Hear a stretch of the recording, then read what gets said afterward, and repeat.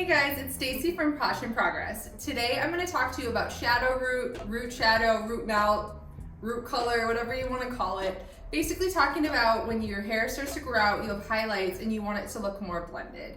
So I can't go to the salon since we're all shelter at home right now during the pandemic, so I'm going to try at-home color.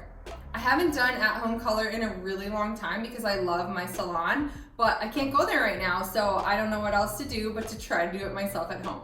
So I'm going to show you which products I use and how I go about trying to get the perfect shadow root so that my hair looks more blended, not so obvious that my roots are starting to grow in, and also to cover up my grays. So follow along, I'll show you guys how to do it. Okay, so the first product I'm going to use is Clairol Root Touch-Up. So this is about $7 at your local drugstore or Target. I've used this product many times before. Today I'm using the Ash Medium Brown. I didn't want it to be too warm because my hair is already really warm, and so I think this is a good choice. Hopefully won't be too warm. It'll actually cool down my kind of bright tone right now. The other product I'm going to use is called Kristin S Hair, and this is a gloss. And so basically how this works is it tones down the color. If you look at the back here, you can actually see how orange it is, and then once you put the gloss on, it gets a lot cooler. So because I do have such warm hair right now, I'm hoping that this will help tone it down. Gloss is really good because it just makes your hair super shiny and healthier. And so it will add a little bit of color, but it's not a crazy amount of color. Even though it does look really dark on the box, I expect it'll just mostly give me a cooler, more even tone. The other thing I bought at my local Walgreens is a whole bunch of combs. Clearly you don't need this many, but you would probably want this one in here, I'll show you guys in a minute, that you can use to separate your hair. It has that kind of long pointy end. And then I'm going to use the comb to actually comb the color down, and that's really how you get that root shadow or the root melting effect. So that's why I bought a bunch of combs. I figured for $3, who cares if I need to throw them away or hopefully recycle them. But this way it's not too much money, and I know that I have enough combs to make sure I can get the melted effect. The last thing you need is aluminum foil.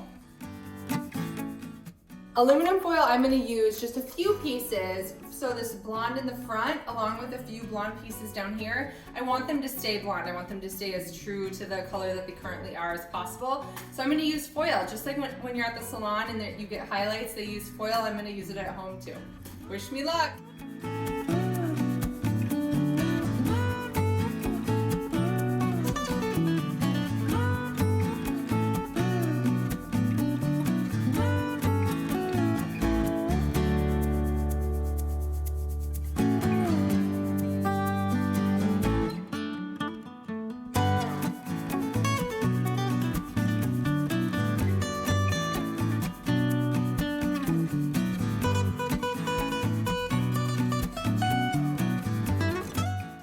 So the goal of this is just to basically cover up the hair because you don't want to get color on it. So it doesn't look very pretty, obviously not nearly as cute as it looks in the salon. But again, the goal is just so you don't get color on this little highlighted part.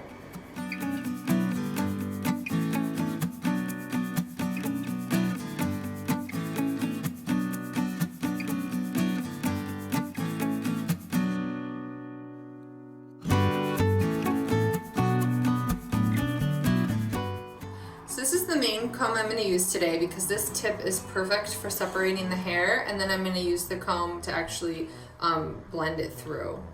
So when you're doing your root color, you definitely want to make sure that you get all of the edges where you would wear your hair up. So I'm going to start here on the bottom of my hair and then work my way through. Make sure I'm getting all the grays as I go through, and then mostly focusing a lot of time in the middle since that's where I part my hair. So just want to make sure you're getting all your periphery. So it's less important to worry about brushing this stuff through since this is underneath, but you could still comb that through if you wanted to. But again, this is really more about gray coverage right now. And if you did want to comb it, definitely still do that.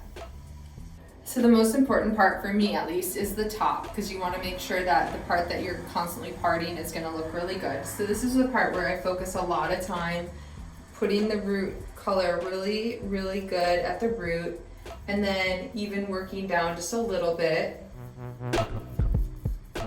And then once you do all that, that's when you comb it. and you want to pull down the color a little bit. So I actually did take out those foils that I put in earlier because I realized that I'll put them in actually for the gloss. I feel like this is still going to blend really well. I am leaving the front foil in because I think that one I do want to pop more blonde, but the rest I'm okay with it fading. So that's why I took those out.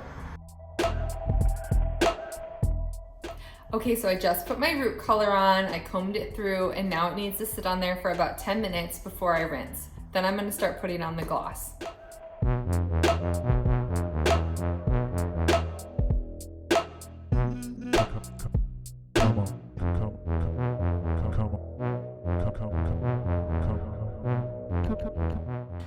Okay, so the first step is done. I just did the root touch up all over my roots, rinsed that out, and then with wet hair, you actually want to apply the gloss. So this I'm gonna apply all over my entire head and let it sit for 10 to 20 minutes. I'm gonna opt for the 20 because I really want the ends to get saturated since they were so light. I hope that the whole hair is gonna really blend.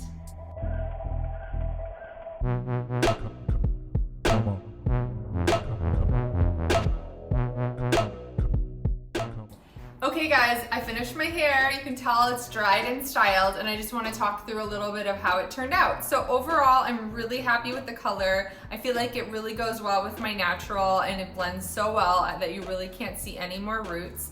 I also feel like the technique to really get the melting in there totally worked. You can barely see any differentiation where the highlights start and end. And then the ones in the front, you can see a little bit are blonder, and I did that intentionally. Those are the ones I put in foil so that you could see a little more blonde in the front. But overall, I think the blending looks amazing. I'm really happy with how it turned out. The one thing I did want to mention is I actually left that glaze on, which was the second major step. I left that on for a full 20 minutes.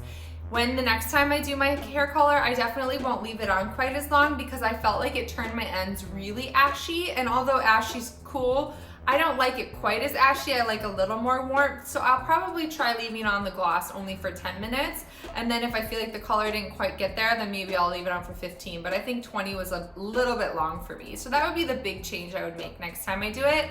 But I definitely feel like my root color turned out really well, and the overall color blends so well that I'll definitely use both of those products again.